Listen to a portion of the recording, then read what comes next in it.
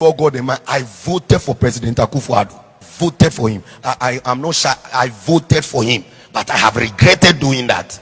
Because if you ask my mother, I fought them at home because he's a strong NDC. And I was tired of the corruption of President Mahama because I saw some with my own eye in Dubai. And I came back very angry from a meeting. And I didn't want to hear anything NDC. I fought them at home. Ask my mother, she's here. I fought them. I said the new era that is coming is the era of Nana Addo Akufo-Addo. Onusu baya or their family.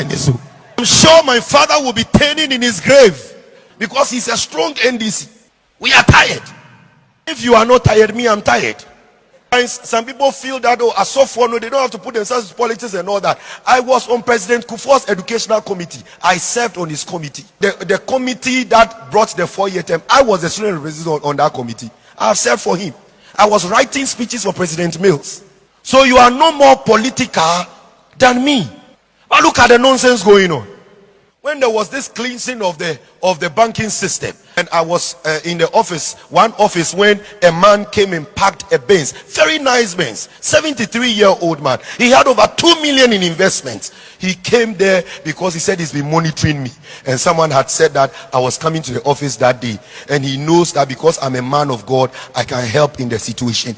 Obi and a man coupon and an auditor of fuel a man that has over 2 million in investment. He came kneeling down, 73-year-old man kneeling down and begging for 500 Ghana cedis to go and buy medication.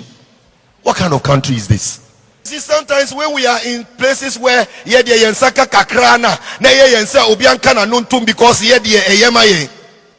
so the few will benefit and then the masses will be suffering. Because the people in position of authority are wicked and evil. Listen, anytime you see people suffering, it is an indication that leadership is wicked. It's as simple as that. Is it Proverbs 19:2? It says that when the wicked are in authority, the people suffer. Yeah. We're going through this country teaching people about investments, setting up investment clubs. For the past 20 years, investment. IPACI, will organize people into 20 groups of 20. Now we go and invest. They go and put the money in bonds. Then somebody comes to tell you that he's going to use it for debt restructuring. And then you are happy because you are MPP.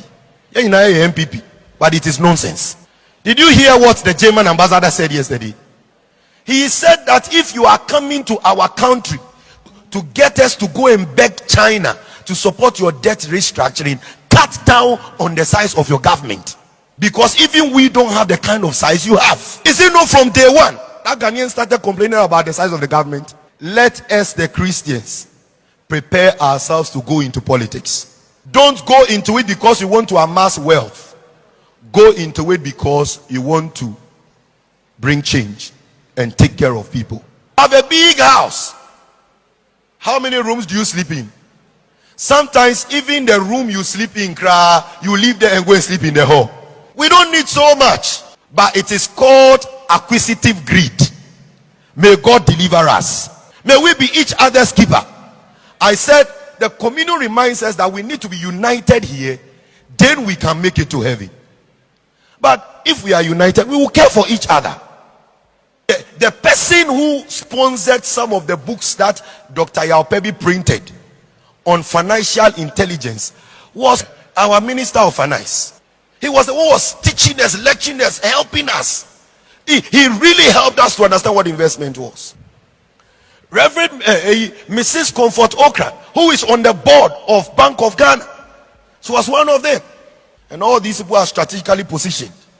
Whatever is fighting their Christianity, that is not allowing what we truly know about them. Because I'm telling you, these are very genuine people. They are very caring people. They are loving, they are genuine. I'm telling you, I know them. I can't bury the thing. It means that there is something there that must be broken. We're all supposed to be involved. And that is what we say. We are all involved. We are all involved. We are all involved in building a man. They are talking about a man, a Nigerian, who left over 75 billion in the coffers as a governor. Hey, in Nigeria, when he was a governor, a man that they will give a convoy about 15 cars. He says, why are you giving me 15 cars to be my convoy? No. Who is chasing after me? I'll just use my car. And he will not allow anybody to fuel his car unless he's sitting in it. They said we're going to use about 280 million to finish his official residence. They said, why? Why are you going to use that? When people are suffering, how can you use that? They were going to buy expensive bed. He said, why? Don't we have people in my jurisdiction who do bed, who make bed? So he went to one of them and said, come and make beds for all the rooms over here. And that when he sleeps on that one, it is also a bed. This is an African politician, a Christian.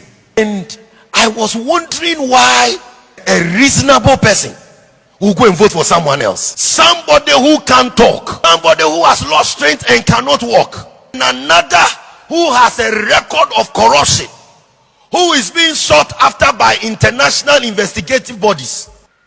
They are all there and people are still following them. When you have somebody like this over there, what is wrong with us? It's because we have taken the church out of the whole thing. But I'm reminding you, the government is supposed to be on the shoulders, which is the church. And Nigerian youth are wild, and they tell him, Peter Obi, we are putting you there, and if you go there and you do nonsense, you will hear from us. What they have seen in Nigeria now, we will see it not next year but